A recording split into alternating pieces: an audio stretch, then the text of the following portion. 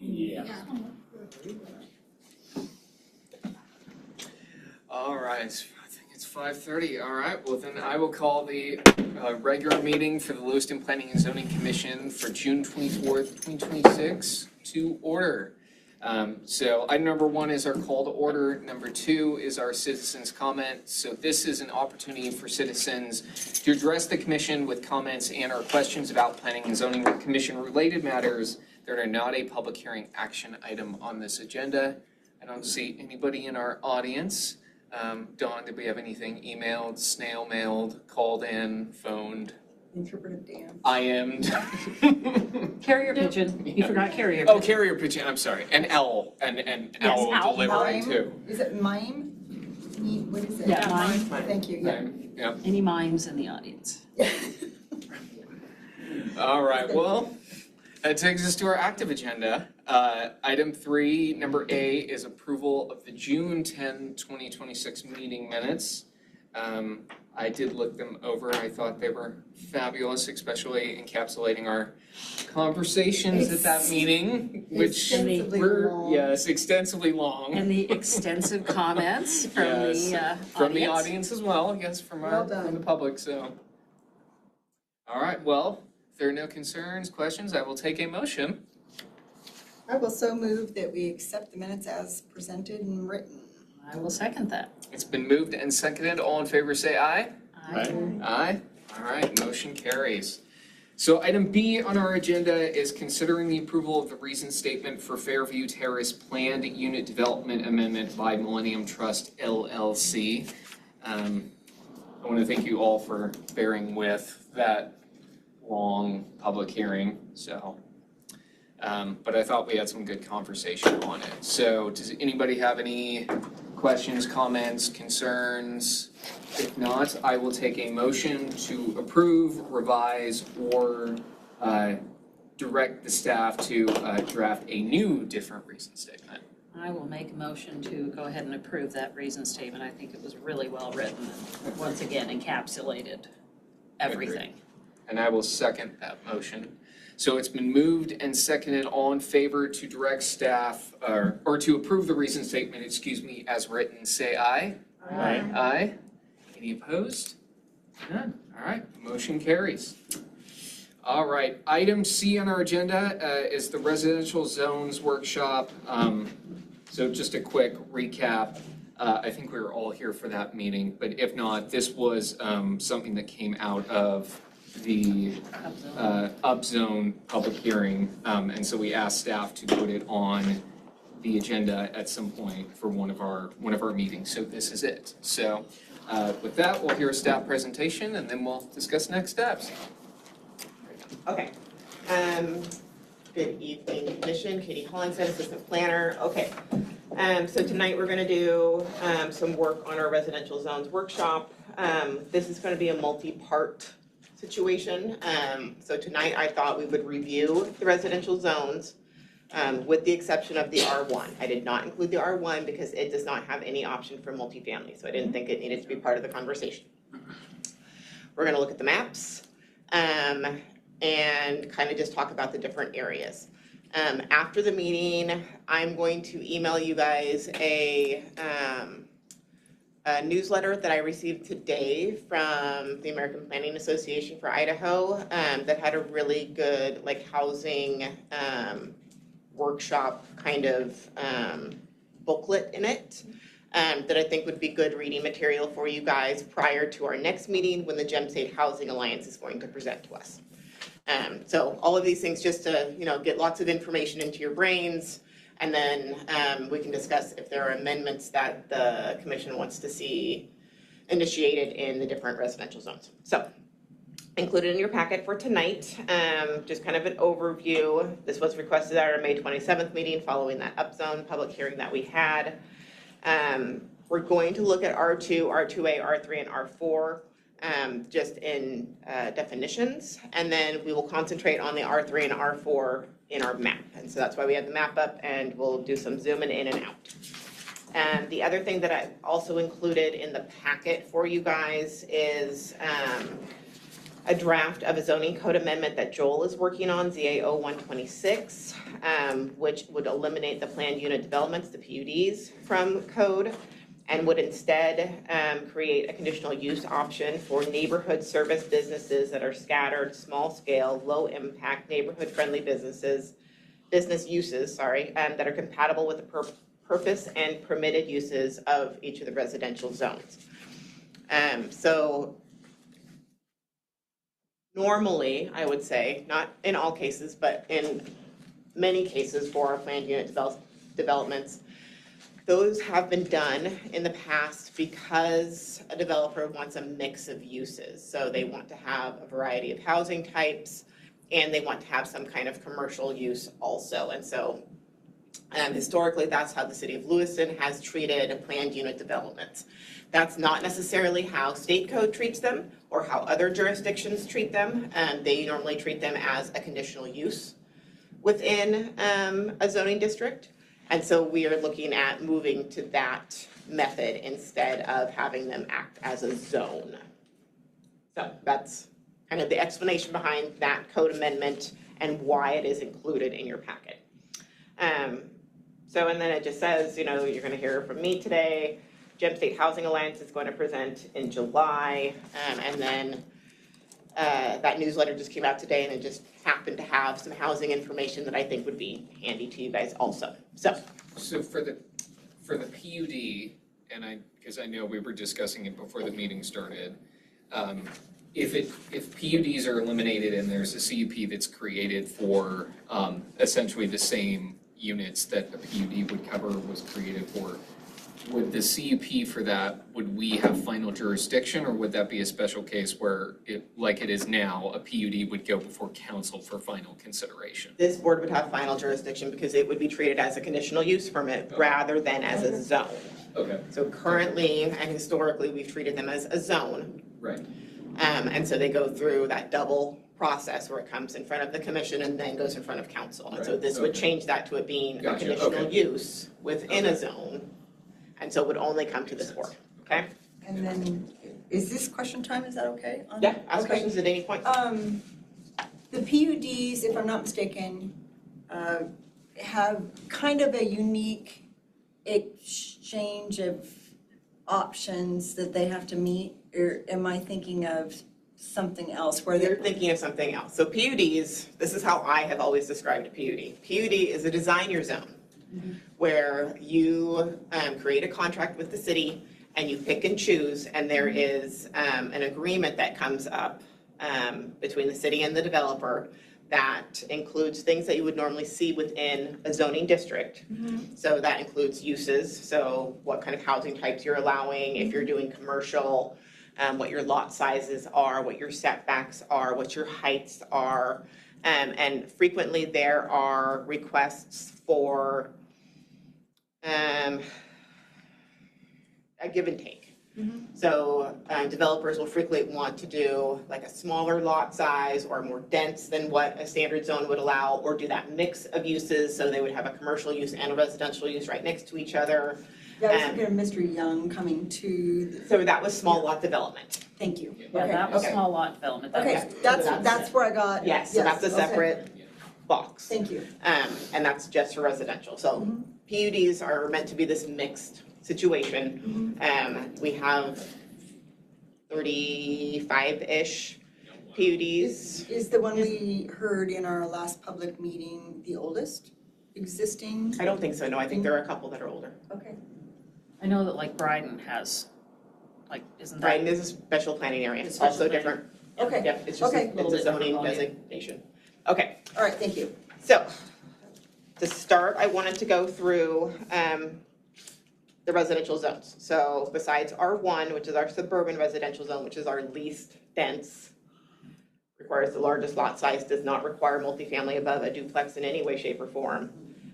We have 4 others. So R2, R2A, R3, R4. R2 and R2A are both low-density residential. They have very similar characteristics. R2A has slightly larger lot dimension requirements, and R2A also has that caveat about the A for agriculture, where someone could apply for a conditional use permit to have an animal on their property. Okay. So on the map, just to show everybody. And unfortunately, they redid the colors the last time we had a big update. And so they're not as demarcated as they used to be, but they just are what they are. So most of this like yellow, the light yellow, you can see it's slightly darker when you get to an R3, right? But this light yellow color is for the most part, all of our R2 and R2A. So you'll see that encompasses a large amount of the land within the city. So this red is like a commercial corridor. The red and blue is that Bryden Avenue special planning areas. There's an A and a B, one that's more commercially dedicated, one that's more residentially dedicated. This is our airport with all of its fun extra layers of fly zones and stuff that we have to deal with. And then you can see kind of these pockets of PUDs, right? And so you can see out in the orchards, it's almost all R2A or R1, and there's even some pockets of F2, which is a full agricultural zone, which is a much larger minimum lot size. So in the R2 zone, multifamily over 2 units requires a conditional use permit. Things that you can do by right are a bed and breakfast, a church, a Class A manufactured home, a commercial use that was established prior to 2004 and is still operating, a family daycare, which is 6 or less, a mortuary, a park, a school, a preschool, single-family or 2-family dwellings. In the R2A, very similar, like I said, but there are a couple extra caveats in this one. So bed and breakfast, church, Class A, those same legally established commercial uses, family daycare. You can also do a manufactured home park up to a certain density. You can do a mortuary, a park, a school, a preschool, single-family dwelling, a tiny house village, up to, again, a certain density, and 2-family dwellings. And then again, by conditional use, multifamily, so anything over 3 is allowed. The lot size standard, like I said, is a little larger in the R2A, where it's still 75 for a single, 10,000 for a double, for a duplex. And then when you're trying to go into multifamily, you need 3,000 square feet, no, 4,000 square feet, sorry, for each additional unit over the 2. And in the R2, it's the 3,000 square feet. So those both have that 7,500 minimum. So then moving into our R3, you have more uses, because this is considered medium density residential. So going down the list again, bed and breakfast, church, Class A manufactured home, family daycare, an intermediate term care facility, a long-term care facility. So a lot of our rehab places would fall into those. Manufactured home park with a higher density level, a mortuary. Multifamily dwelling is allowed, and that is either 3 units or more, or the other definition of multifamily dwelling within City of Lewiston Code is 2 detached single-family dwellings that stand alone. Park, school, preschool, single-family, 2-family, small lot development, which we have seen in the past, which allows that 4,000 square foot minimum lot size. Tiny house village, again, like the R2A, just with a higher density level. So in that R3, minimum lot size is 6,000 square feet with an additional 1,500 for every unit over. Yeah. So then R4 is our high density residential zone. So this is the highest density allowed in a standard zone. The R4 allows for, all those main things: bed and breakfast, church, manufactured home, commercial uses established as of a certain date, family daycare, group daycare, which is up to 13, intermediate care facility, long-term care facility, the manufactured home park again, mortuary, multifamily dwellings, school, preschool, single family, small lot development, tiny house village, duplex. In the R4, you have a minimum lot size of 5,000 square feet with an additional 1,600 square feet for every unit over 1. So those are the zones. So then, included in your packet, I included some maps and kind of outlined areas. I think it's easier for us to do it on the interactive map rather than on a static map, so that's what we're gonna do for this review portion. So. Up here in the red is the commercial corridor of downtown. This little pocket here is R4. So that's just down off of Miller, or? Felony Flats. I mean, I feel like you could call it a lot of different things. Oh, there's Miller, okay. Because Okay, yeah. like this is vulnerable, Yeah, Miller's over Sorry. here, Yeah, I can this is see Private that. Park, this is Ninth, right? okay, gotcha. So there's this little pocket, so the red is again, commercial, there's this pocket of R4 here, there's this little pocket of R4 here. This one, I was trying to get all of the parcels counted. I was not successful, but I did get quite a few of them counted for you guys, just so you can have an idea of how many parcels are in here and what kind of availability there is for there to be any additional density to be added to these existing medium and higher density zones. So in this pocket, there's 58 parcels. They are all being utilized. It's snug. There was Yep, a and really they're nice very tight. craftsman down there that was Yeah, on the and listing. it is pretty snug. Yep, so this is a really old section of town. These are very tiny right-of-ways. These are very small lots. And a couple of them just dead end. Yes, and they like Yeah. do this interesting, this is not a true cul-de-sac, and this is just a No. dead-end situation, right? There are some multifamily housing developments in here. There's one right here. There's lots of little tiny duplex and triplexes tucked in here that look like they've been single-family dwellings that have been converted. Same over here, lots of duplexes and triplexes. This is a multifamily apartment complex. And then moving over a little bit, we have this section that is multifamily, so like Park Street's here. This is where Bert Lipp's pool is, vulnerable. So you have kind of a larger section here that is all of R4. So between this section and this section, there's 234 parcels. Again, most of them are fully utilized. So like there's these Park Street apartments, there's a ton of apartments and condos in there. There are some single family dwellings in here, but not a whole lot. There's a number here on this 8th Avenue Boulevard. But for the most part, lots of duplexes and triplexes like throughout this area, right? And then you have a couple multifamilies over here that are slightly larger and have more units in them. Then that R4 transitions into the 21st Street corridor. And then as it passes this midway point, so I think that's, I don't know what that is. 8th. Yeah. So that's That's yeah, weird. so McDonald's is over here. So as it crosses that 8th Avenue, you move into R3. And the R3 is, there's quite a few parcels, but a bunch of it is taken up by Whitman Elementary School, which is like this whole thing right here, right? Again, there's apartment complex right here, some fourplexes over here, a bunch of single family dwellings and duplexes kind of scattered within here. You move into the school, and then you have a block of R3 before it goes into the R4, or R2, R3 into R2. So this is, from the up zone, this is where that proposed R3 would start to extend that existing R3 up to where it would match up with this little pocket of R3 that's up here.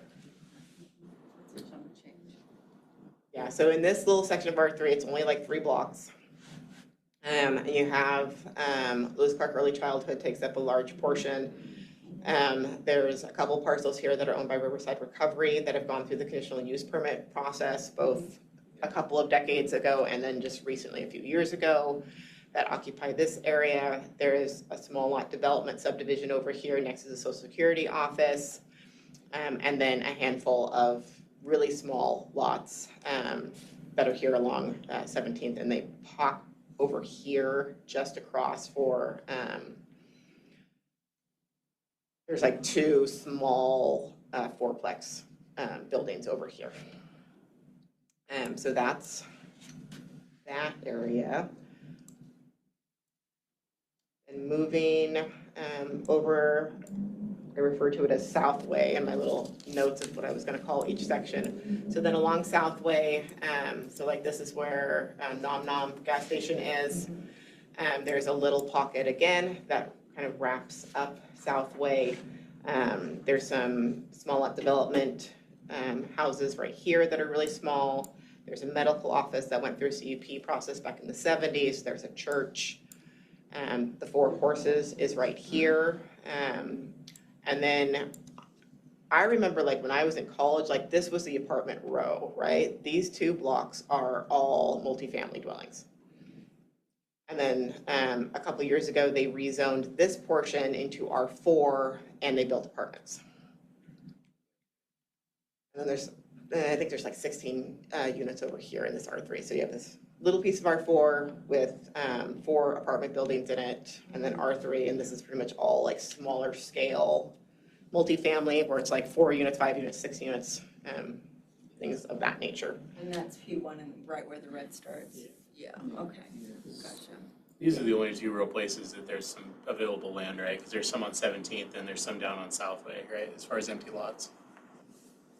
I'm trying to remember where those empty lots Is there are. any on Southway? The There, it's Southway way eight. down, way Yeah, down. there's some down on, those I think are intended to be. Yeah, built. it's really the topography. I don't know that I would call these, Empty might be a strong word, but yeah. yes, if I am remembering correctly, I believe that these have been purchased. So the guy who had built these ones Okay. owned this, but I think that these got purchased by the adjacent landowners to protect their. Yeah, there was okay. a, we were on Carroll when those went in, we were just Okay. up, So- and those little ones were, there Yeah, was. so They maybe- could theoretically get built, but unlikely. Yeah. And then 17th and 8th, there's still the one, I can't remember the guy's name, but it's, keep going that way on 8th.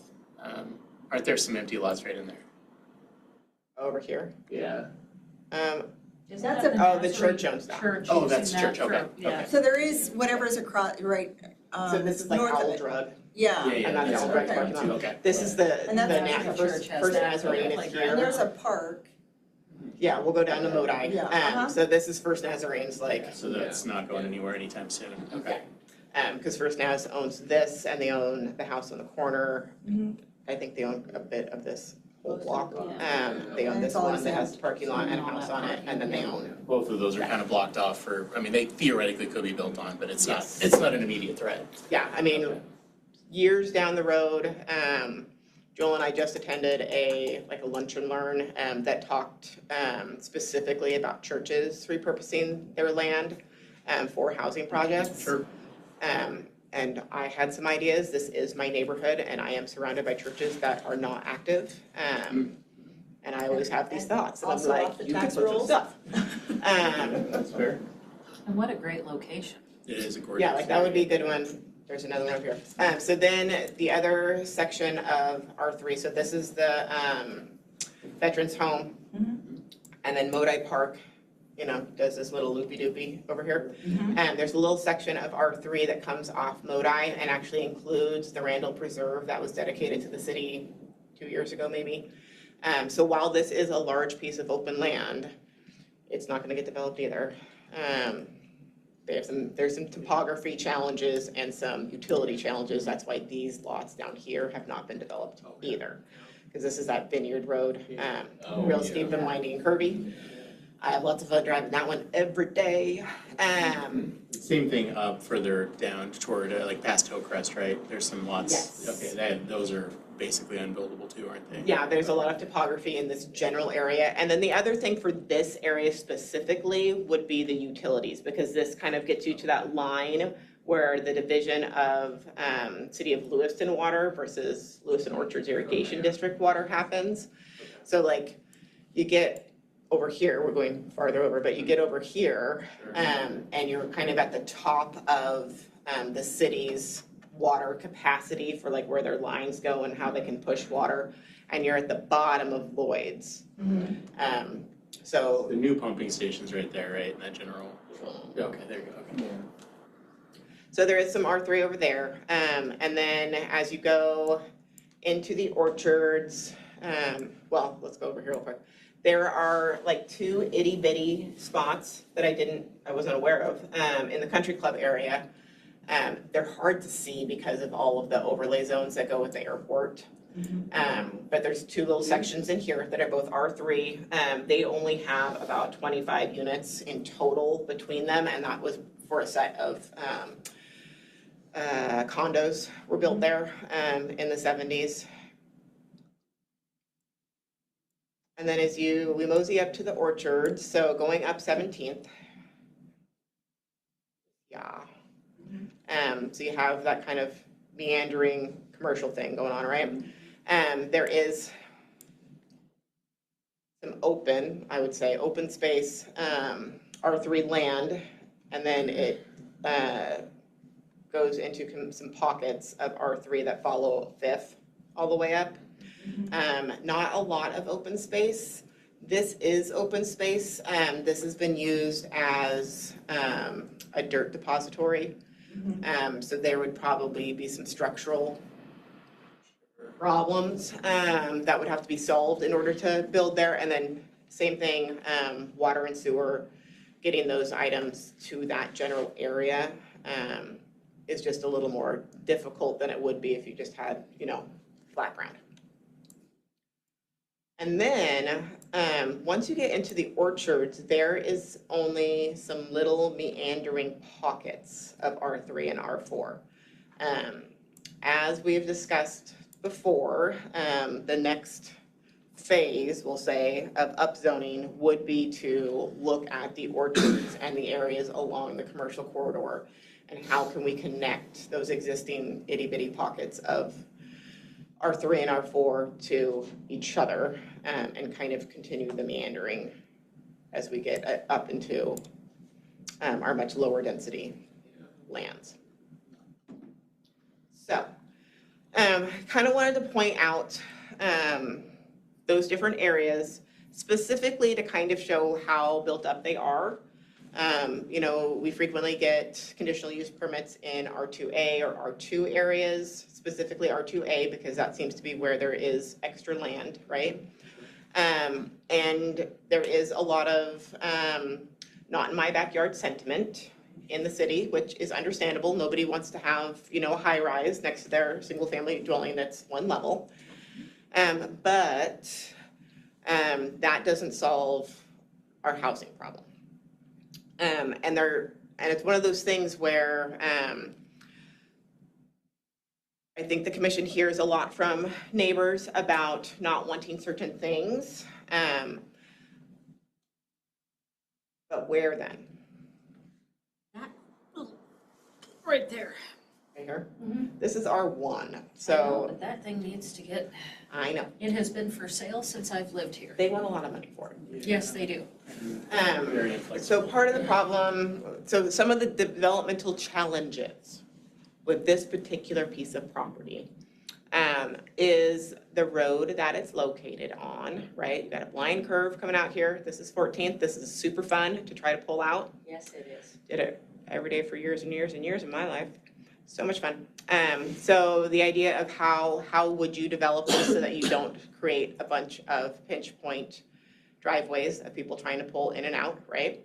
You would have to do some kind of interior road network. You do commercial downstairs, apartments upstairs. Also an option, someone could purchase this and ask for a rezone to extend this C3 that is across the street to it. Now that's the early bird corner? I said, or soon. Oh, and then the other thing that is coming into play in this next year is a legislative change that created something that's called starter home subdivisions. just gonna be a lot of fun for us. Starter home subdivisions have a lot size of 1,500 square feet, which is the standard size of a shop. Yeah. In the city of Louisville. Yeah. So they basically created tiny homes. I mean, It's the equivalent of a tiny home village, pretty much. Yeah. It's a starter home. It's a Gabe. starter home okay, subdivision. well, I, Although honestly, let's be honest, in my that discretion. used to be a normal family home, like in the 50s and 60s. Yeah, I know, I'm using tiny home somewhat in jest, I'm not. I've Honestly, just if you always look seen that at parcel as being the legislation as it was written and came to us from the legislature, it would be a tiny home, because if you meet all of the setbacks and stuff that the legislature thinks should apply or should be the maximum that could apply, you're looking at a 400 square foot house in that 1,500 square foot lot. So eventually this board will see a code amendment. Joel has been working on it. Unfortunately, you know, the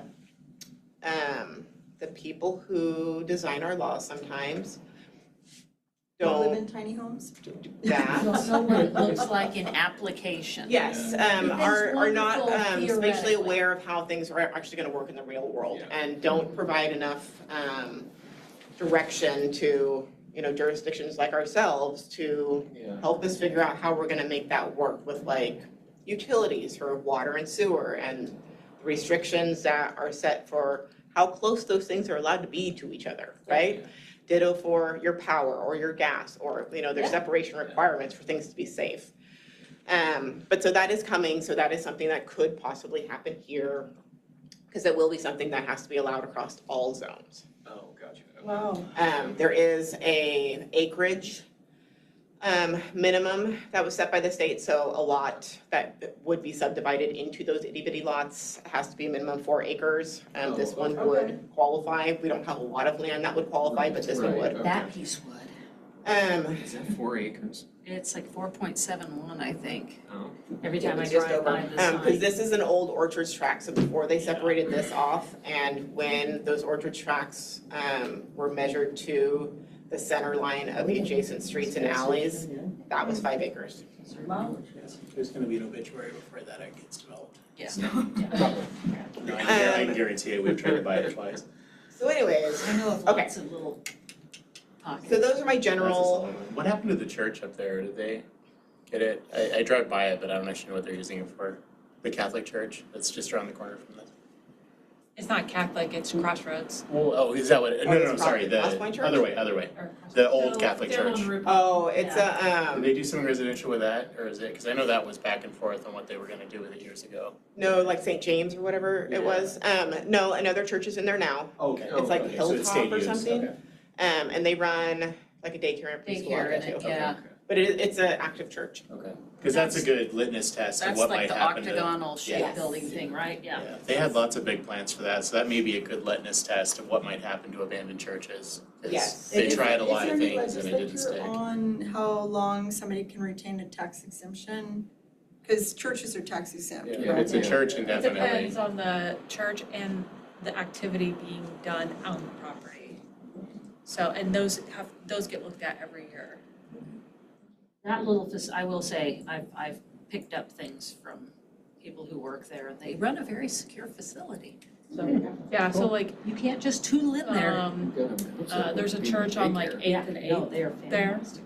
and they're not a nonprofit organization, but they are a church. And they were leasing from the church that owned it, but because they weren't a nonprofit and they weren't affiliated with a bigger church, they had to go through some extra hoops to continue to get that exemption. Exemption status. So then, I think just the last thing, just to kind of point out to you guys, so when we see annexations come through for additional development, we are seeing it mostly out here, right? Yeah. East Orchards. That makes sense. And then there was some pocket stuff that came in the last couple of years. Most of the One of infrastructure. those was, the request was for R3, right? Yeah. But most of the time, the request is for R2 or even R1. Yeah. Um, Yeah. So the folks that are buying land and are developing it are not, our local builders are not doing multifamily. Our local builders are doing detached, single-family dwellings on their own lot. Like, that's just what they are doing. There'll be a little bit of multifamily, but it's not, in Greco's, but it won't be. Yeah, no, those aren't multifamily, those are zero lot line, Oh, are they single gonna be families. zero Those are lot called line? attached, single-family dwellings. Okay. Yeah. A little bit denser, but there's still not a ton of them. My biggest question has been why nobody has put in a commercial little pocket out in that area. Because no one owns at least 5 acres to not do a spot zone. Yeah, They want because to do like that. I just don't understand why they don't have like a little gas station, convenience store, something So out that's part of the there. reason that we're trying to move that PUD stuff into a CUP to maybe encourage specifically those neighborhood-friendly, low-density, Yeah, compatible services. yeah, because I was. Because like floored. so Canyon Crest is up here, right? That's a planned unit development. Yeah, When that was originally done, it included a commercial element, and that was the intent. yeah. Have they done it that way? No. Does it still Will have they? some planned multifamily in it? There's some denser supposed to. multifamily, okay, Uh-huh. eventually, theoretically. There are, we'll say disagreements about what multifamily is. Okay. Oh, that's There fair. wasn't it like a Yeah, shared they have a wall little bit of duplex room to style? expand that PDU. The initial plan Because I was think it pretty came, dense, it like came it, through here. When they did their amendment, Yeah. yes. So I Okay, think that was, There are supposed to be apartments over by the SEL building. okay. Yes. That's where we're seeing some more of that Yeah. That'd be a good spot for multifamily, it. Yeah, denser yeah. yeah, development. so there is, so again, Okay, this yeah. is a There. PUD, yeah, sure. Uh-huh. but there are, you can see On the that. out, I the think edge, Yeah, wasn't these it? are I the- think good, especially if you're okay. gonna do These are all more of gonna a be, dense you can see that multifamily, the address layer has already been added, so needs these to be closer. large things are all going to eventually be apartments. Mhm. And then there'll be a series of Yeah. fourplex Because that has access to townhome, public transit. shared Oh, yeah, at a reasonable yeah, good level. traffic. things Yeah. Routing and yeah. here. Out in the middle of. You guys approved a subdivision plot for Yeah, that. yeah. think I it was. remember Yeah. that one Yeah. coming to us. Cool, I remember quite a few of these, Yeah. honestly. Yeah. And that one, I liked the layout that they had planned for Yeah, that one yeah. because it's got lots of good space between the buildings and it's got Yeah. good parking, there's good flow. Yeah. The inlets and outlets, don't they have like 2 or 3 separate outlets for it or something? They have one. Is this set the one? I thought they had the backup one. I mean, For so now. they have a fire access, Okay, that but must people be aren't it. driving on that. There's going to be a cul-de-sac into here, and these will be duplexes or single families. This has a major topography difference. Yeah. For sure. So there is some kind of fire access, you can see this little thing, right? So there's like an additional fire access that comes off of that cul-de-sac, but this has one in and out on Juniper. And that's not the commercial, which is the commercial side. So we've got duplexes on the top and, And Just so the like this center is part? Schweitzer. Yeah. So Schweitzer is the commercial yeah, portion.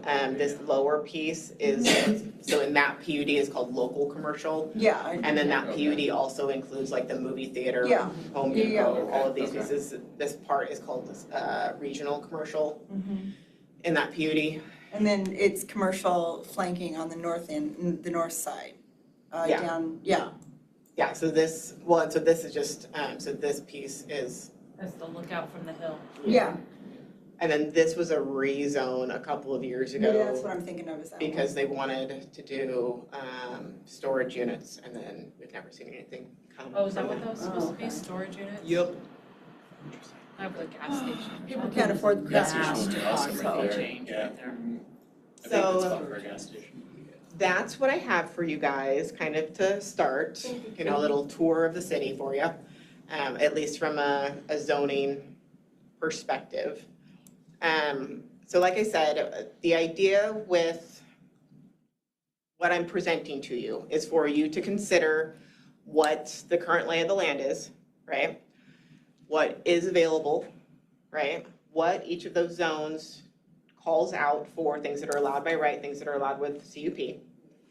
And then in 2 weeks, we will hear a presentation from the Gem State Housing Alliance into what that they've been working on, both at the legislative level and with just individual jurisdictions to try to encourage, how do we do that missing middle housing? How do we do that infill housing? How do we encourage kind of small multifamily or additional housing that is neighborhood appropriate, does fit into the current landscape that you have? Question on one piece of property. Which one? Katie, if you can zone in on Dryden Avenue, you know, on, I think is it 8th Street, I think, that has the gas station? And Yeah, then there's yeah, that so, big yeah. lot that's open and it's been open. Yes, Oh, it's right. that was gonna be a bakery at one point. We can't make people develop. Private land. All it's for me. I can tell you that there are more than one very large field along Brighton that have been up for sale during various points in time over the 10 years that I have been at the city. And the housing company, which is a housing development firm with IFHA, has made full price offers on those pieces of property and has been denied to try to build additional multifamily Because I housing. see that one and then I know, because that's kind of my hood, is I go past there all the time and then on 10th, if you go Yeah, because there's, down on, so there's that big church, this is the one that you're talking about, so the Yep. people, I don't know if they still own it, didn't they but put a wall previously, there's a whole Yeah. wall around Okay. it. The Yes. cinder block fencing, Yeah, yeah. They were got gonna build cinder a- blocks stacked there. a bakery with a little restaurant. Huh. And then there's this really big one over here, Yeah. and that I know is one of the properties that They won't sell. they won't sell. Okay. And then we do have, the apartments back here. Yep. Those are ADA multifamily. Yeah, that's 24 It's units. $2,500 Yeah, housing a company month. or similar, yeah. Well, they're all subsidized, so they're kind No, of. no, I was being facetious And then with just the off- Yeah, no, affordability title. No, don't Just off disagree, of yeah, 100%. Bryden on 10th, Yeah. there is, and it's kind of, it's a flag lot. If I, over one I know what you're more, talking about. the little flag I lot up talked top to up there. those people about also, Yeah, that's not Splitting. 10th. No, about doing some multifamily in it, because I think that actually is It's within the, up higher, am I up? Yeah, right there, Here. that big. Yeah, Oh, interesting. So it's, yeah, there's space. And especially where you've got all the multifamily. Yeah, it is that it surrounded. pretty yeah, much so, backs yeah, up so there's to. those two, elder housing situations over here. Yes, and I believe, let's put my I little. thought he had a proposal put together for that one. That's what I thought Yeah, too. because I had told It's like it one kinda or two wraps around the gentlemen, little because it curved does road. wrap Yeah. around, because I believe this one was also for sale. Yeah. And I was like, if you could get this one and this one, or make some sort of, That would chunk. property swap, and then rezone down here. Yeah. No, I don't even think they had a rezone, because in Brighton Avenue, so this is B, this blue color is special planning area B, the red is the A. Yeah. Both of them allow for multifamily in different ways, kind of. But yeah, you could do, it wouldn't be a ton, I think it only equated to be like 12 units or something, but you could do some But that, smaller when I scale think situations middle, back there, right? missing middle housing, that's the kind of stuff that I look at, I'm like, this, Well, I mean, essentially it's spot filling. yeah, it is. But I mean, And that's where you not could fit, financially you know, beneficial in the Certainly big is. scheme. No, and that's why I know people are that's why I know people would be sitting on these properties Yeah. because they have visions of, We have the NIMBY stuff going on. well, that too. But they also have visions of like property values or just have gone up 50 to 100% in the last 5 years and they're just gonna keep going up and up. It's probably technically true, but 2 or 3% year over year historically is fairly normal. 50 to 100% in the Is not span of normal. 5 years No. is No. not. And it's currently an outlier. Well, some of this, 7 years. Yeah. some of this infill is also the banking interest rate, because like Thomas will build as soon as they get, the interest rates come down, so Yeah. that, those will fill in as soon as they can get money for them. But at 6.5, 7% interest, you can't pencil it on 4 or Well, 5 units. Right. That also Yeah. comes into why the smaller, like historic area, Normal Hill, et cetera, those smaller homes, because footprint wise, they are smaller, they're usually under 2,000. Yeah. Yeah, not all of them by any means, but I've been unfortunately in a deep dive that literally wakes me up at night on the Normal Hill area, because I'm in Normal Hill South. And when you talk affordable, like I just had my coworker looking for a house and she was trying to find something for a family of 4 under 300,000 and got very, very lucky on 6th Avenue down in there, right in the middle of a lot, or the block. Yeah. And I got to see it the other day, finishes are, you know, Yeah. and the yards, but with some labor and love, it'll be fine. Yeah.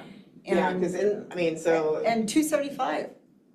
So that's now what we consider the base affordable? Yeah. Anything under Yeah. 300, Well, it's just we're like winning? when Young was in here Oh, talking no, about that was his, offensive, you know, that was his offensive. affordable housing starting at 269. No, it was $9,000 to get in to rent. Yeah, When yeah. he finally listed his first one. Yeah. $9,000. Yeah. The term affordable, if somebody throws that word around, Yeah, I you, immediately you, go. you want far more context into what Well, they're actually considering. Let's affordable. also revisit for a hot minute that conditional use that was presented to us that was gonna put in 5 units, The 288 fiveplex, yeah. on the flag lot. 2,300 starting for a 2-bedroom Okay. Yeah.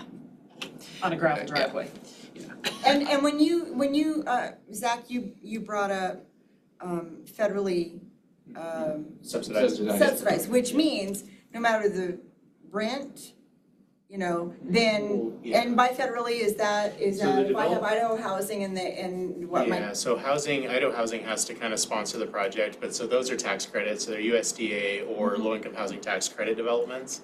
So those are long-term, gigantic corporation development. The cool thing is that when they're done, they end up with subsidized units. So for they're very low income and low income qualified tenants. and in the current administration in the state, subsidizing anything with Well- respect to lifting up our citizens is not necessarily a top priority. It's tricky, so there's a fixed number of assignable projects, so they would develop those until they turn blue in the face, but you only get X number per year, and they have to kind of be cherry picked, and they're shared with the whole state. Gotcha. So like right now in Ada Canyon County, I think there's Yeah. 2,600 approved units, I Yeah. think Lewiston got 4.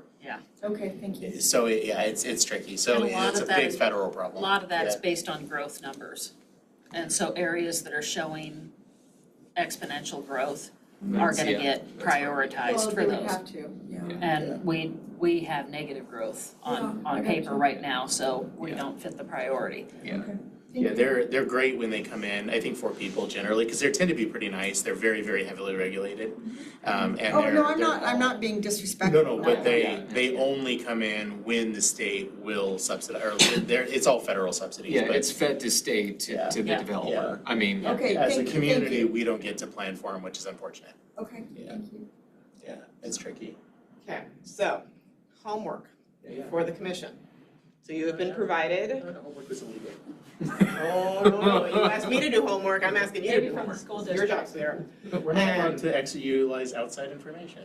We're not in a public. we're not in a public hearing. Keep going, Zach, you're on it. It was worth a try, go ahead, sorry. Homework, because we will have a presentation about housing in 2 weeks at the next meeting, is to read your packet really, really well, Yeah. right? Go through, look at all those zones. Think about what impacts, different changes you might have originally thought might be good and requested this as a workshop, right? Think about what that looks like more kind of globally, right? Okay. Specifically, I would like you guys to really consider the R3 zone and multifamily being allowed in the R3 zone. And I would encourage you to go out to the city website, you can get to this map Yeah. and go look at those parcels, go look at how big they are, go look at how many of them there are, and consider if you do find an open one, if somebody owns that parcel and they have to go through a conditional use permit process to get 3 units on a piece that might actually be big enough for 3 units, that's 9,000 square feet. Are we helping or are we creating another barrier? Well, and I think that's the balance with, I think that's the balance with, or the issue balance, whatever word you want to choose, with the upzone and residents' concerns about a duplex, triplex, whatever coming into It's the their neighborhood. protectionism Okay. versus, it's protectionism Right. versus. But that said, Yeah. I also understand the concerns around the existing residents and Yeah, So I had many thoughts when I left that meeting, because that was a pretty intense meeting. And from my perspective, and I am blessed enough because one, I targeted Normal Hill because I love the architecture and the size of the homes and the style of the homes. That's my gig. I was happy to jump out of the Reno edition up there on Carroll Drive and Yeah, First yeah. to go to Normal Hill. That was a little more schmizzy neighborhood than I'm probably matched to. But having said that, I I, don't like you scantily gardening. no, actually, I was, straight back from the I ground. was younger then, it would have probably Put it on the record. flown better, I don't even care. But what I wanted to say is because I selected and we got lucky and we found a home in the Normal Hill area. The Normal Hill spent 5 decades developing protections simply to preserve. And I am 1,000% about, and during our meeting, Zach brought up, being out of compliance lot size legally really causes me anxiety, and I don't think these people are weighing or gauging the gamble, right? So there was a heavy spin in that presentation about protecting the residents of those neighborhoods, okay? But our neighborhood, mine, Normal Hill, has those protections because it took the public input and studies and writing 5 decades to get. But the Sunset Edition is not that different as far as the historic Sure. footprint of it or why people chose to live there. It's the appeals. And my biggest concern as I watch things that start to abut commercial, because commercial creeps, is eventually, and I was looking at your pockets and your joy of connecting the pockets. And when you start to watch how a commercial corridor, it wasn't commercial initially, but then somebody got a bank, and then the bank bought the lot that's residential so they could park against it. And as you start to watch these new pockets get created, there's always going to be a Katie that goes, we got a line right here, and I think if we just did this, and there's a line, and before you know it, it then changes, right? So the first step you make, then eventually through the How do you growth get that and whatnot, snowballing? starts this, well, it's adjacent now to commercial, so let's expand it. And what happens in those things is we are turning neighborhoods that have the R2 protections or the R3 protections that already, or did, because we're allowing commercial to creep and abut, and then so we're rezoning them as the quote buffer, it opens the gates a little bit more. And before you know it, those pockets of historic and protected areas that had the appeal that people targeted to live in don't have it anymore. No. And that's where I'm talking about. So if we're gonna worry about protecting the owners in those areas by bringing them to a compatible size with the zone, or bringing them into a zone that has a compatible lot size, then if that's the drum we're pounding is protection, then the flip side of that coin is let's preserve to the best of our abilities those existing really established neighborhoods. We want infill, yeah, I get that. We want affordable housing, I also get that. But it's a slippy slide Well, and that's when we're why- talking infill. And that's why when I was looking at it, I'm like, the win-win, in my opinion, especially for this upzone, is to do the upzone to the R3, but bring along the CUP protection Yeah. from the R2 into the R3. And yes, it may be a hindrance for some people for a CUP, but, I mean, and I get also But- that but this Kate- board will not always be the board that is making the decisions. No, not at all. But I think that this board, historically, three years in or Well, something crazy. Anyway, you know, this board has been very, very proactive towards, you know, granting those types of things, you know. I mean, it has to be, in my opinion, pretty egregious for us to deny a CUP because we err on the side of, you know, so I don't think that our CUP process that we put people through here is exceptionally onerous. No, and I think to a degree, especially if you're a developer who is proposing going into, say, an established area of the city and proposing something like a duplex, a triplex, a multifamily unit that historically is not in that area. It's partially on the developer to get the neighborhood to understand why it will be great, why it's needed, why it's okay, why it won't change the complexion of your neighborhood,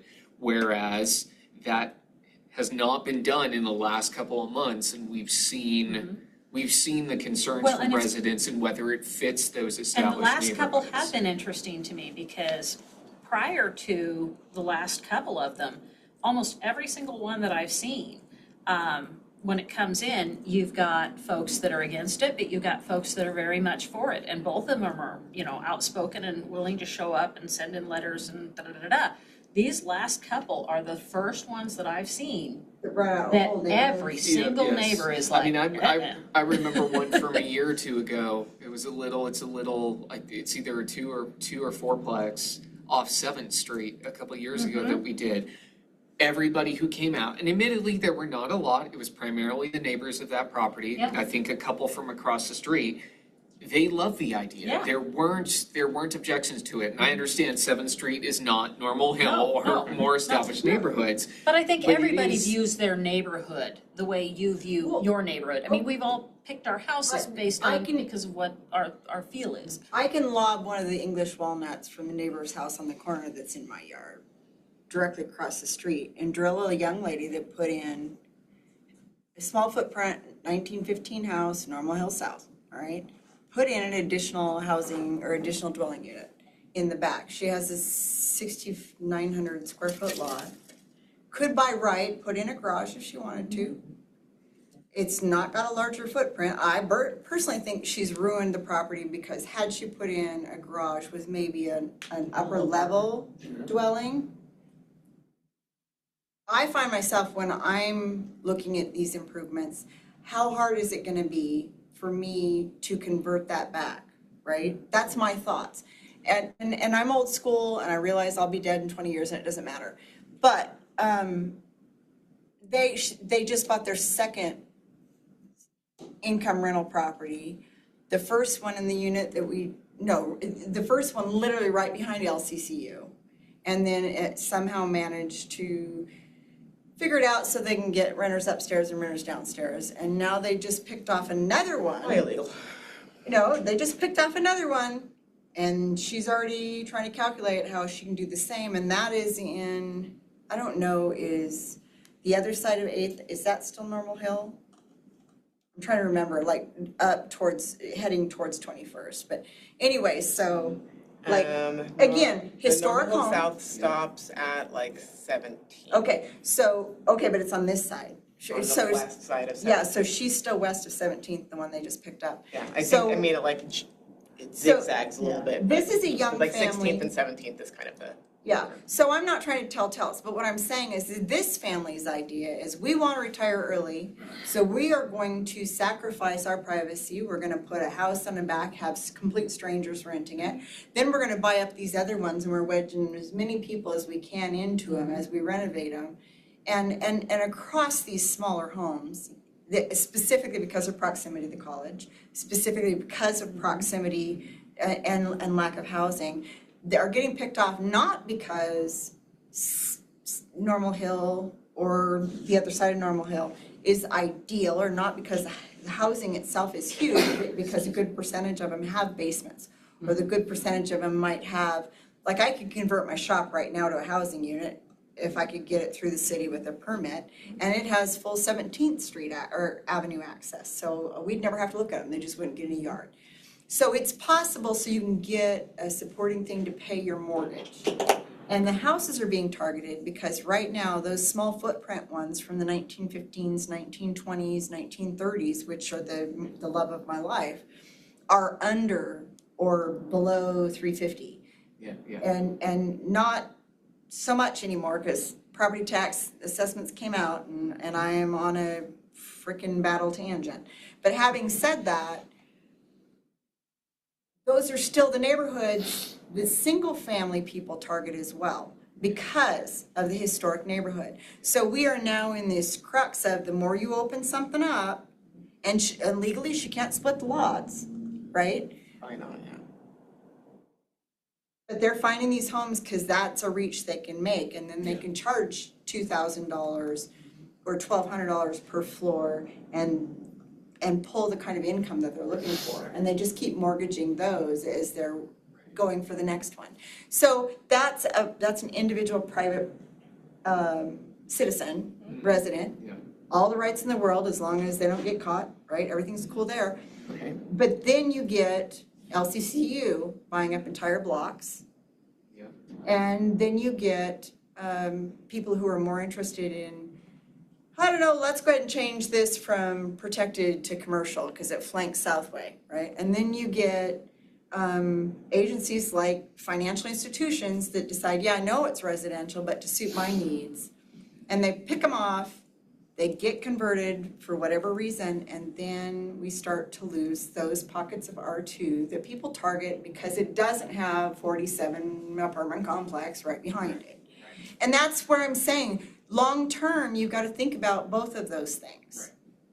And unfortunately, if you look at the development of any community, it started downtown when they had the Capitol here. And then the big houses overlooked town because they were very important. And then as far as the riffraff started moving up, then they're like, well, I don't like this. And so then they're ahead, now we've created the Reno edition. And as the riffraff started stretching out, then it was the Elks and now it's Cougar Ridge. So when you got the cash, Right, move further out. you move further out, so it's only the people that are starting. So I do want to provide a couple of clarifications, just Please because some do. of the things you're saying are wrong. Okay, fair enough. So Normal Hill North and Normal Hill South don't have protections. The Normal Hill Heritage Overlay Zone has protections. That does not cover the whole thing. That's only a small portion. Normal Hill North and Normal Hill South both have a minimum lot size of 3,200 square feet, Okay. which is But- half and of what heavily the R3 developed, yeah. Yeah, but that's half of what the R3 is. So currently in code, you have to have 5,000 square feet lot size to be able to have an accessory dwelling unit, but those are allowed No, I know, everywhere. yeah. I think that requirement goes away because of the changes the legislature made. So And technically, she could have split the lot and sold the back I don't know lot? that she could have split the lot because there are rules regarding that for lot dimensions Okay. and size. I also don't know anything about her lot. There's a good chance she did it without any permits. It might be No, illegal. she permitted. But I just want to point that out that Okay, thank you.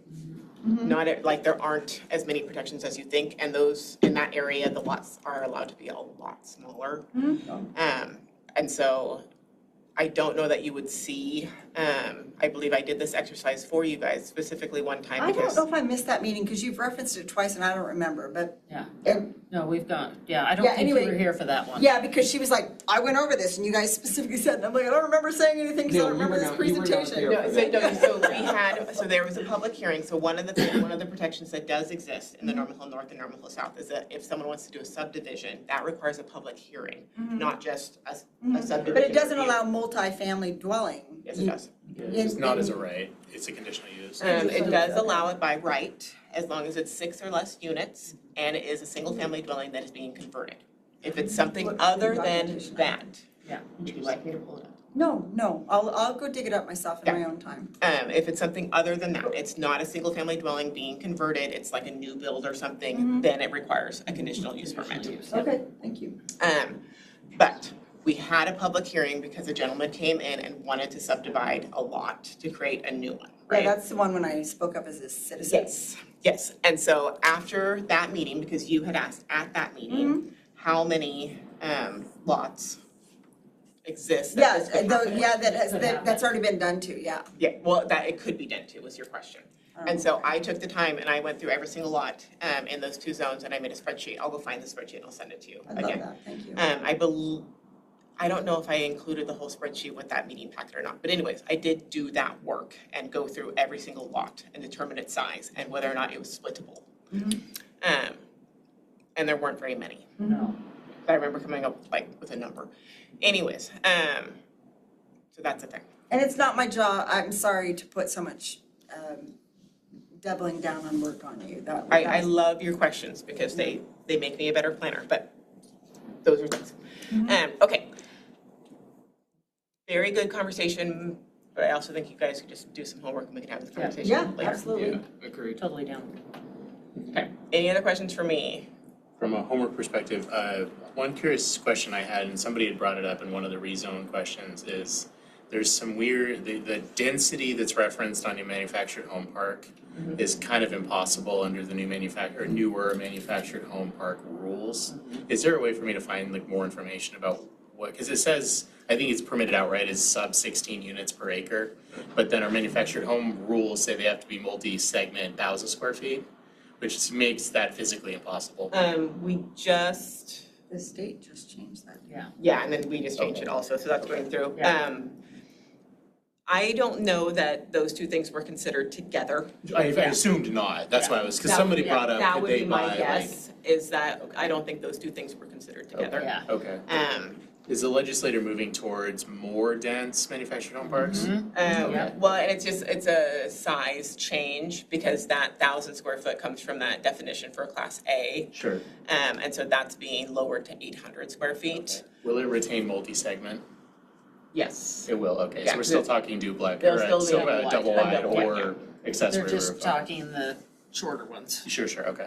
Yes, and I had suggested that particular change because I've had so many citizens come in looking to I want to age in home and I want to do blah, blah, blah, whatever. Absolutely. And there are a lot of models that are in the 900 to 960 range of square feet. And so when Joel was going through all the things that were coming down the pipe from the legislature, I was like, we should really just reduce that so that these people don't have to wiggle it to make it work. Okay. But I would imagine that just in the past, those two things have not been weighed together. Sure, so one was updated, but the other one was just kind of left alone, okay. I would Okay. bet that that's the case. Perfect. I was curious, because I was just looking through R3 of what are legitimate concerns as far as adding very dense housing development. And realistically, it's, those manufactured home park, which has to jump through other hoops. Yeah. And has parking requirements, which again, makes them not practical in any of the Yeah, the areas R3 we're that we looking. just, Yeah. they Yeah. can't, No. because So, and then that's And really with kind all of the it. setback and all the, Yeah, the if- parking, the setback, Sure. even with our parking changes that we've done, Yeah. still it's So- not gonna. Yeah. Tiny House Village has the same general Yeah. requirements, although a Yeah. different structure. Small Yeah. lot development's theoretically an issue, especially with the new statutes coming in. Yeah, with the starter home subdivisions. Yeah. But the one thing to keep in mind there is it would need to be 4 acres Yeah. before Sure, that. so- And there's shouldn't not be a an lot of issue. 4-acre Yeah. parcels available. When, I think most of the residents' concern was, I think they were getting over the fact that there aren't any available land by this concern that a developer would buy at multiples, Yeah, connecting, exactly. tear them all down. Yeah. So I was looking at it, I don't think that would happen practically, but No. it is a legitimate concern. Yeah. It really, from a fiscal LCFD is knocking standpoint, out I don't know blocks. how on earth you Sure, would recoup when the Actual average blocks. As price soon as of the a house home comes right up, now in snags on it. Sunset Yeah. Vision, And because then I went home and kind of looked I'm that just up. watching the spread, They're to see selling what for they're like gonna do with it. $350 and I up. mean, I think for an individual developer, yes, but I also agree with Cindy that I think if a corporation has enough money, they'll make it happen. Oh, I And they'll, understand, and they will be able to absorb the short-term loss until interest rates come down, and then it becomes profitable. So, and that's what I was looking at, is what are the legitimate concerns, and then that manufactured home park is one I just couldn't kind of remedy, because it's Yeah. the 16 units, but then I was making sure I wasn't reading that wrong. No. So, because So- if we shifted multifamily into a conditional use, then we have most of the same protections as even Normal Hill Yeah. So, under R3. so thank you, and I will go back and revisit R3 and R2 and Normal Hill and whatnot, but the whole reason, and I can't even think how long ago it was, I honestly think it was 8 years or greater, because now I'm on my 3rd term here. we had a public hearing because that moved Depot at the very end of Southway Drive at the top. Oh, yeah, Right? the one that's Whatever right that underneath big white building is Yeah, that yeah, they yeah. moved. The guy came to this, Uh-huh. to the board to get final, I think, permission to develop the 2 basement spaces. Yes, yeah, I believe that. And of course, I'm a NIMBY, right? I wanna know what this is about. It's my I know. hood. I'm literally 4 6 houses from years it. ago. Yeah. And so 'Cause I did that one. I came to hear what he had to say as a citizen. And every time I come into one of these meetings, I bring with it my own home protection, security passion as a citizen. Like technically right behind me with the burnout house that apparently the Rogers family's never gonna do anything with. They can easily, I think, logistically put a duplex in without any problem. It's almost a 0.35 acre So they, wedge. And I know that because I've served on this board and there's absolutely nothing that I can do about it and it is what it is. So, but somebody could potentially also come in and ask to be able to put 3. And I keep thinking, well, at least my house faces the other direction and the alley isn't an alley and, so in my head, I'm doing the logistics. So every person that walked here scared and wanted to sit here is me every time they come in. And for me, that's really critical to understand their perspective, their standpoint, Right. and what can we do to accomplish the growth for the city, but.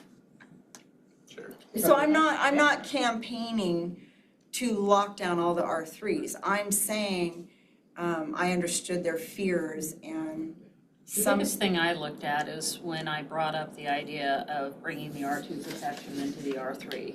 And that very simple change from going from by right to a CUP, to where there is some say-so, there is some debate, there is some questioning of it. It was amazing to me to just see the looks on people's facials, just that tension, just immediately, like. Because you're hearing them. Well, and like I said, I look at Well, that and as the win-win, because it's the protection of getting them into a conforming status, so that if something does happen, they're protected, and at the same time, we're gonna offer, because the only protection they have now under an R2, the only protection that is offered to them in an R2 right now that isn't offered to them in an R3 is that CUP process instead of a by right. That is the only major shift in those 2 things that they were addressing. So if I can give you the protection of the being able to rebuild what you have because you're now in conformance, and then also the protection of that CUP process, that But to you me is see, a win-win. Maureen, that's exactly my point. That's a compromise. We're trying to Yeah. Right, exactly. push the Right. city's growth agenda, which is why we serve here. Right. But we also serve here Exactly. to speak Yeah. on behalf of. Well, it's like going into the medical field, first, do no harm, and that's kind of the way I approach it. That's hard. I always try to look down the road, which is why I'm panicked about anything that it becomes adjacent to commercial or where commercial's allowed to creep. But having said all that, know that for me, the compromise, I wanted to ask you, in R2 and R3, what did you tell me about, you have to have an additional 15 or 1,600? in R3, it's 15. Okay, In so, R4, it's 16. okay, so R, In R4, you start with 5,000 for your minimum lot size. R3, it's 3,000 for the minimum lot okay, size. so, and they only need an additional 15 for each unit. So sometimes I guess in my head, I'm wondering, since most of the lots in the Sunset Edition are so They're so tiny. tiny. So for Even- example, so a lot of the lots that we had looked at were that upzone, right? Or we're like in that 7,100. Exactly, yeah. So they can't even have a duplex in the R3. They would need There are still going to be 7,500. lots, even with the R3 upzone, if I remember They correctly, don't we're be. still gonna have lots that are non-conforming. Well, no, yeah, but it eliminated the vast majority or percentage of the ones Yeah. that were out of the Yeah. plan. Yeah. Yeah. So no, I was never, But it still didn't like bring them into where like you could have like more units. yeah, No, yeah. no. So, Doesn't do that. so, no, I They literally understood would that have to part. buy multiple pieces of property Correct, yeah. side by side and tear everything down. And with our pricing and the economy right now, it ain't. Yeah. Well, and I just want to reassure that I'm not here just to be the doorstop. Speaking out against every other voice that's speaking is not comfortable.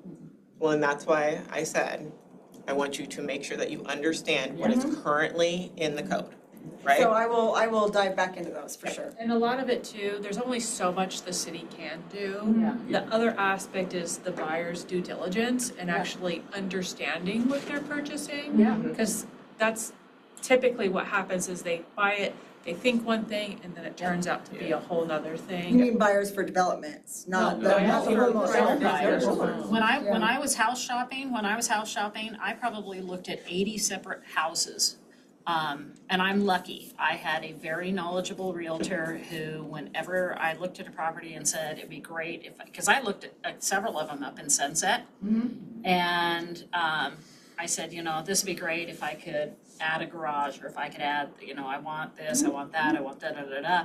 And he finally looked at me and he said, I'm going to carve out areas on the map where you cannot. The lot sizes aren't big enough. You're not gonna be able to expand beyond what you've got.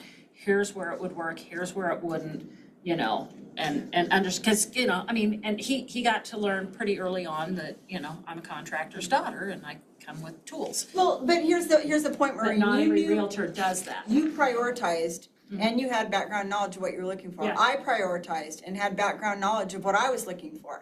I wanted space and flat ground because I didn't want to listen to my damn husband bitch about hills and stairs. And I'm not even kidding. I did not imagine a lifetime of having to listen to that. And I love the architecture. So the split level, that wasn't Cindy. The smaller cottage or bungalow is Cindy. I like the neighborhoods, I like the architecture, I like the lots, but we've got literally in the 30 comparison homes in my Cindy's Appealing, the assessment package, we have the largest lot, because even a double lot in a 4-block vicinity around me is 12,000. We got over 14 and a half, so. But the way it was built, I even checked with the assessor's office to see if it ever had been split. Our house sits smack ass in the middle of both of those. And then we got a Nevada leg that's kind of weird, and that's where our shop sits. And there's no way to develop it. No. Could I split it so that the shop became a living, well, only, maybe, but they're gonna, You made the dimensional standards and you. yeah, and I'm not gonna, because I'm not giving up my fish pond, so sorry, But we shop for those things, but if you look at any listing within the community, room enough for a shop, Yeah. room enough, bring all your toys, Yeah. right? And so if the toys in the shop are more important Those are to me accurate. than architecture, I'm not shopping Normal Hill, right? It could be built with an apartment. Yeah, Right? yeah, I love the things that realtors put on there, and I just look at them now from a planning and zoning perspective and go, Hey, your mortgage on the side. Yeah, no, in our Reno edition, somebody should have said, no parking, you got no place, and in Yep. 2 days, if you leave your camper on the street, you're getting drilled, so. yeah, Everything's uphill, no matter which direction you go, so, Waterfront when it rains. yeah. So no, I mean, there's a spin, but again, know what your priorities are, and when we talked about those young starters that want really nice homes, and they want shops, and they want room, and it's like, I don't know if you come from a wealthy family, but you figure out, hey, I got a couch I found on Marketplace, and it's not one of those cinder blocks and board things, Yeah. right? Yeah. It's a different perspective, but you gotta prioritize what your budget allows in the Absolutely. subject. Or you prioritize. well, it's coming down to realization, but I think, like I said, I think one of the biggest unique features about this particular board and its composition at this point is the fact that I think we do have a very good balance of wanting to have growth and infill and things like that make sense. But at the same time, when we've got an entire neighborhood that's like, nah, and some of them, I think we're very good at being protectionist of the people that are there. And so I think we do have a lot of homework to do. I have done more for the last, oh my gosh, 3 or 4 meetings. I've done more deep diving into all the definitions of all the different zoning types and compatibilities and everything, especially since we started this whole upzone thought process.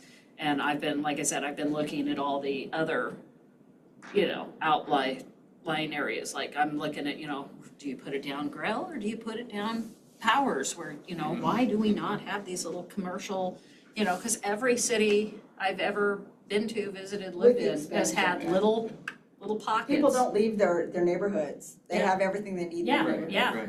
And it's really sad because there's part of me that stands there and goes, oh my God, I'm starting to think of 15-minute city mentality. But at the same Oh, time, it's like, yeah. ah, no. And I don't want that, but at the same time, I think it would be great to have some of those things available. But yeah, that legislative thing, when I saw that the minimum was gonna be 4 acres on that, I was like, we've won the one spot that I can think of. Rip on! There's some other spots, Yeah. but they're kind of far out, so. Yeah, Yeah, most of they're them are far out. really far out. That's the only one that's kind of what I would consider internal. But every day I drive by, down Brighton and I pass by that big empty lot and then I turn on 10th and I drive by that, well, Jennifer knows exactly where I'm headed. You drive by that big empty lot and you're like, 10 years, I haven't seen them do anything with them. Anyway, thank you, Kate. Thank you. Yes. And if you Alright. have any questions, like as you're doing things, feel free to reach out so I can provide additional information or pull up whatever it is that you're asking about. Or if you have suggested changes to code, P and Z, you can initiate those on your own accord too. Okay. So, Don't give him ideas. people think the city attorney is like constantly scanning the code for revisions, and I'm not. I think You the know, mobile home stuff does. We really depend, on the city really depends on staff, citizen input, and then, our commissions to recommend changes and revisions to the code with the goal of benefiting the public and not just like, I want this code so I can do X, Y, Z. But if it's, changes like what you're suggesting, Zach, or pointing out the conflicts of as things change, that's really where we have opportunities to initiate code changes. With Chapter 37, it's a little bit more difficult because it's regulated by state statute, but anywhere in the code where there is an interplay that you see, definitely, we're always Sure. welcome to those changes. Our code is fluid. One of my goals has been is to write our code in more plain language, Yes. so much easier Yeah. understanding. For the average person. Well, and I think especially when we see what's kind of coming out of the legislature, I think it's good for us to kind of get ahead of it rather than reacting to it. If we can be a little proactive and have things kind of in place before those Try. become. That'll be hard. Sometimes we can, like, Yeah. when the city made changes to the daycare code to not regulate Yeah. it, we anticipated a change, and there's a couple of other areas, not necessarily zoning related, that we anticipated some changes, but, Yeah. it's harder to plan something. Yeah. Or anticipate, All right. All right. Staff commission communications. So anybody not able to attend the July 8th meeting? I should be here. I think I should be here. Everyone needs a Zoom. I should be. Yeah. There's a chance that I won't be able to join, but I should be able to.